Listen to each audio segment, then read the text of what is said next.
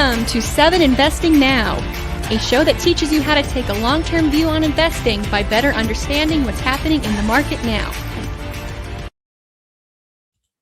Good afternoon, good morning, good Steve. I don't know what time it is. I am in Las Vegas. I am Dan Klein. This is 7 Investing Now. Joining me today is Steve Symington. Steve, I am sitting in front of this very strange background. There's a sink next to me because this is the spot that has decent internet. If you look over there, I know you live in a beautiful place. Las Vegas is gaudy and bright. You were here this summer, but out my window are these mountains that are just the most transfixing. It's just unbelievably beautiful. And I wanted that to be my backdrop, but the internet doesn't work in that corner of the room. So we're going to be talking marijuana legalization. That we had a pretty shocking bit of news out of Congress this week. Then we're going to talk about Lemonade buying Metromile. This was a big news story out of nowhere. But Steve, before we get to that, how are you doing today? What's it like in Montana? What time is it? I don't even know. I'm in Vegas. I haven't slept in 3 days.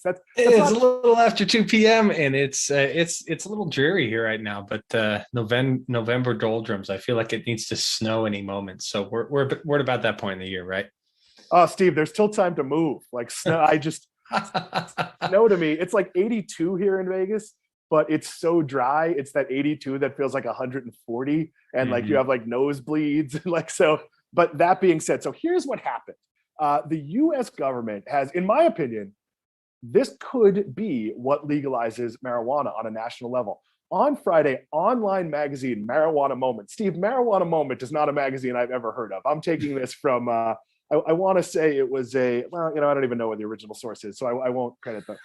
They broke the news that Nance Mace, who is a Republican from South Carolina, is leading a bill to deschedule and tax marijuana. Steve, do you want to tell the audience why that gives it a better chance of passing than if, say someone on the other side of the aisle had maybe put it out there? Well, yeah, I mean, it's coming from a Republican, right? And they're not getting political at all here. But generally, it's understood that the Republican side of Congress is much less supportive of legalizing marijuana on any meaningful scale, and actually, especially on a federal level. So that you can actually have this and pull in some of that bipartisan support from both sides of the aisle. It's really interesting. This could be kind of a change in the tide for marijuana legalization nationally. Yeah, and it makes it a fiscal question. If you're looking at balancing budgets, or even, God forbid, paying down national debt, if you have this thing, and Steve, I don't want to let you in on a secret. There are a lot of people who illegally use marijuana. I know. I'm in a city where it's legal at the moment, and the entire city smells of marijuana. But even in Florida, where it's only legal for medicinal purposes, there's a lot of marijuana being consumed. Add taxes to that, and it's going to be a significant amount of money. We've seen it in places that it's been legalized, but we've also seen sports betting has followed the same pattern when you make it a fiscal thing. So, Steve, do you think this could actually happen? Not to put you on the spot here. Yeah, I think it seems at this point more an inevitability. It's a matter, in my opinion, of when, not if, it eventually happens. So it just makes sense. It's where the country is going. Like it or not, I think this will happen. I don't know if this particular bill will be the one that makes it happen, but it seems to give it a much higher chance. Pun intended. Passing. This is an early stage bill. It's also one that doesn't need that much. If it gets a lot of support from the left side of the aisle, it doesn't need that much support from the right. So, look, a lot of votes are made in Congress based on political cover. Like, I am not going to support this because my district is against it. Well, okay, it could pass, but here's the problem. And I want to get into the investing lesson here. There's not a lot to talk about here, but the investing lesson is every single marijuana stock, every single cannabis stock yesterday, maybe not everyone, but a lot of them shot up ridiculously. And what's the problem with that? One, this isn't going to happen quickly. This is an early stages bill. Even if it passes, it is not going to be a flip a switch bill. There's a lot of money management. There's a lot of complicated issues here. There are some companies in the cannabis space, including one I like, that legal will actually hurt a piece of their business. So now I actually think it's still a very strong company, But there's a lot to unpack here. But what have we seen investors do? We've seen it in Canada with cannabis. We've seen it in the US with sports betting. They throw their money at every player, and that's a mistake, right?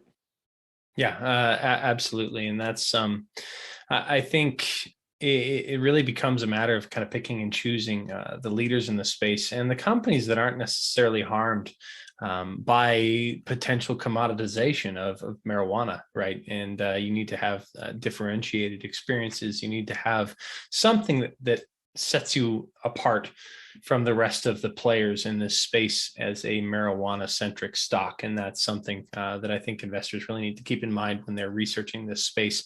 Of course, you're going to find some ETFs and those sorts of things that kind of like wrap around, kind of roll up, so to speak, these marijuana stocks in one kind of tidy little package. And potentially you could say to a certain extent, this rising tide lifts all boats, but not, some will be lifted more than others. And it'll be interesting to watch for sure. And we'll be watching it closely. There are actually very few winners in this space. And because it's already a commodity, it's very easy to grow the plant. So it is about branding. And my dear friend, Emily Flippen, used to have this presentation. She probably still has it, that she did on the 2 leading ETFs. And she basically showed you how you think you're buying exposure to an industry, but the reality is you're also buying a lot of companies you wouldn't want to own. Now, that doesn't mean all ETFs are bad. There's lots of well-curated ETFs. But in the cannabis space, there's not going to be a lot of winners. Like, this is a gold rush. It is a race to the top, kind of. And I only think there's a couple of players in the space. How do you find out which ones I think are players in the space? You become a member of 7 Investing. Well, how do you do that?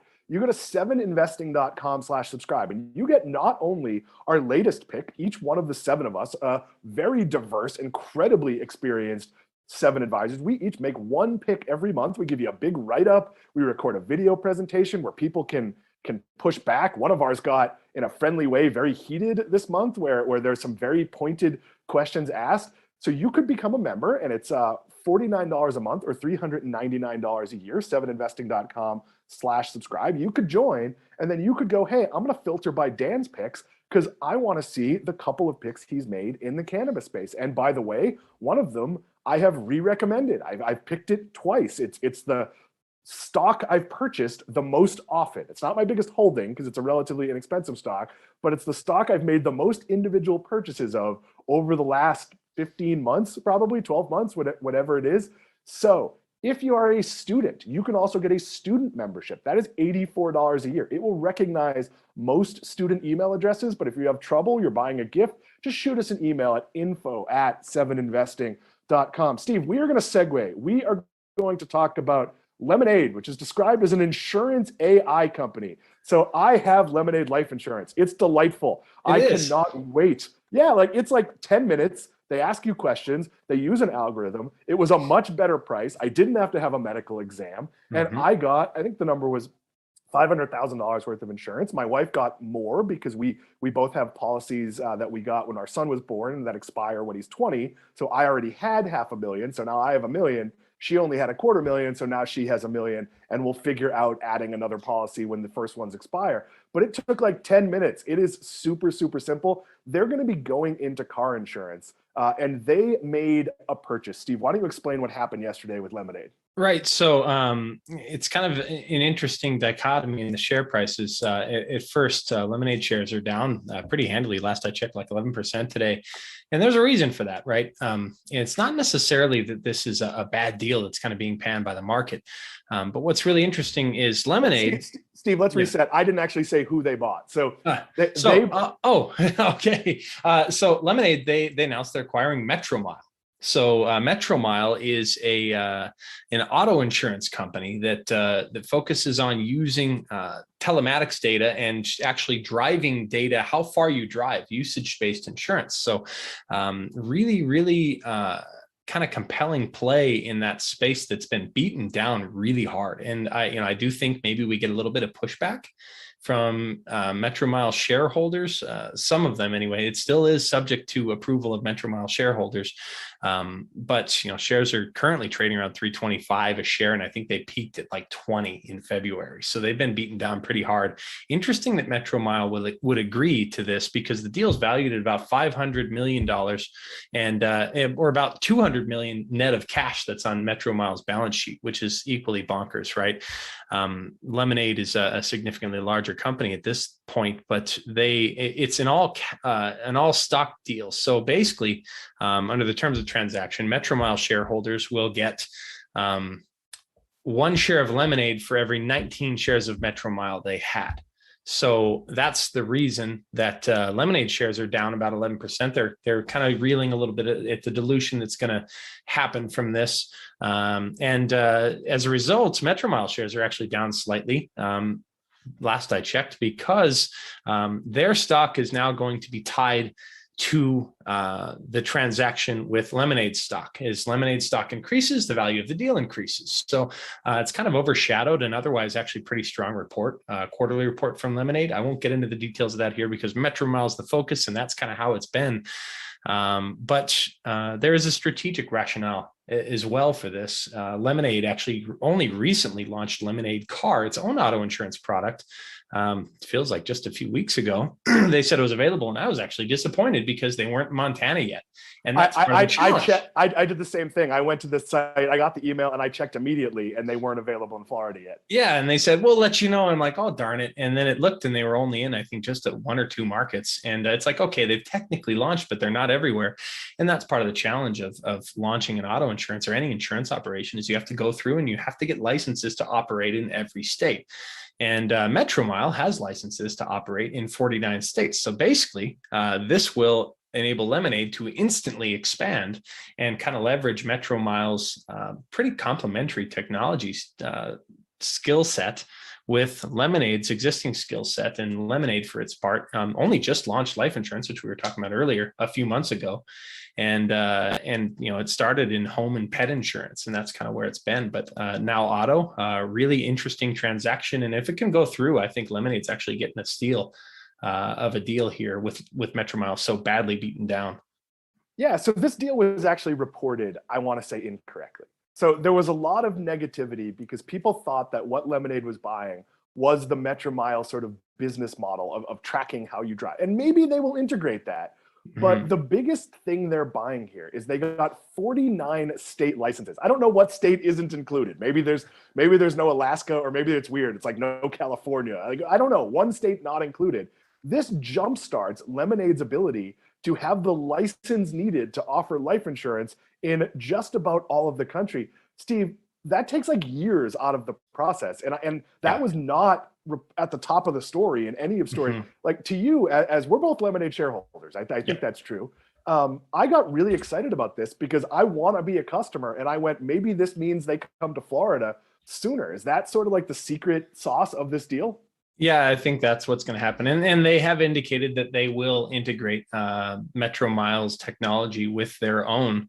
And, really, they've sort of both approached their markets the same way in an effort to kind of disrupt their respective insurance niches with technology. And I think it's a compelling acquisition. I applaud them for it. And it'll be interesting to watch how Lemonade shares kind of respond over the next several months as people kind of get more excited about the potential for ramping this. So definitely a competitive industry, though, for sure. So there's work to do, but it's a competitive industry, Steve. But do you know anyone who's like, you know what I love? My car insurance company. I mean, I'm a Geico customer, and they've been fine. Like, we've had a couple of accidents. Like, my wife got hit, and they went after the other person because it was very clear based on how she got hit that even though the police report didn't made it look like it was equal fault, there was zero possibility it was her fault, and they won. I hit a gate in a rental car, and Geico was really so like. I like mine more than most. I'm going to leave them in a heartbeat if Lemonade goes into car insurance. Yeah. That's what I think we won't see play out. It might be like 2 or 3 years until we start seeing the numbers in earnings calls. And this is going to be a massive growth accelerator because I think, and maybe I'm wrong, Steve, but I actually think Lemonade customers love Lemonade because life insurance it's a terrible process, and they made it simple. I would follow them anywhere pretty Yeah, much. well, I mean, I had kind of a traditional auto insurance policy through a kind of old school agent for the longest time, and I became a Root customer for that reason. Right, it was a fantastic process. It was super easy, and it's that's the I left my old insurance guy for Root because it was such a massive opportunity, right? Yeah, hundreds of billions of dollars. I think, if memory serves, a $300 billion market, not without competition, obviously. But if people can find a simple way, not have to go into an insurance agent or call, or just super simple, and with a simple app, I love it. And even I, as a Root customer, I'll check Lemonade's insurance rates. If all else is equal, I jump ship over there, and if they're willing to give me lower premiums. So it really depends on a combination of ease of use and costs. So we also both have kids who are heading into their driving age, which is a really tricky process. So if Lemonade can make that more affordable, frankly, if anyone can, because we were going to shop as soon as my son gets his license, our plan was to shop around our insurance, because generally you can save by doing that. This is a story we're going to keep following. This is kind of an underreported story. I think this is a big deal, but I don't think it's a big deal for the reason it's being reported as a big deal. I think we're going to see Lemonade insurance, like a car insurance, sooner rather than later. Steve, thank you for doing this. Thank you for putting up with the time change, the differences, the glassy look in my eye from, here's the thing, when you travel, you live in a middle time zone, but when you travel from the East Coast to the West Coast, your body doesn't know that. So like I go to bed at Vegas 11, and at 4 o'clock, your body goes like, it's up. And the problem is, due to labor shortages, the coffee places, Starbucks, doesn't open till 6. They used to be 24/7. Right now, that is not a thing. But we are going ridiculously off track here. Thank you to Sam Bailey. Thank you to JT Street. Thank you to Steve Symington. I will be back on Friday from my house, assuming all of the travel goes well. We will see you. Thank you.